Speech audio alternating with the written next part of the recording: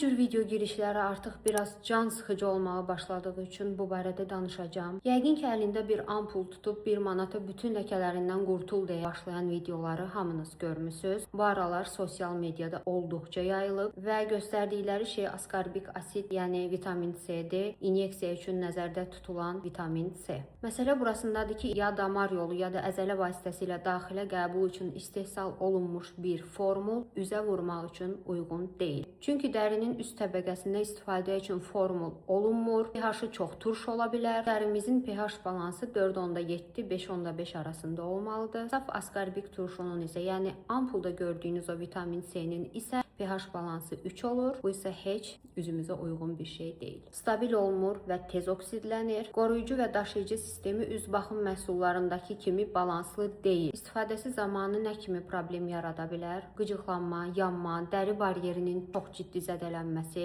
ləkələnmə. Yanıldıcı nöqtə isə burada olur. İlk bir həftə 10 gün istifadə elədim, ləkələrim açıldı kimi düşünür insanlar. Əslində olan dərilərini birdən-birə qıcıqlandırıb soyduqları üçün ilk baxışda ləkə açılıbmış kimi bir fikir yaranır. Birbaşa dəriyə istifadə üçün istehsal olunan vitamin C-də artıq askorbik turşunun törəmələrindən istifadə olunur. Burada molekulyar quruluş fərqli olur. Qısacası ehtiyatlı olun dostlarım. Hələ ki yay gəlmişkən dəri baryerinizi zədələyib üzünüzü ləkələrə boğmayın.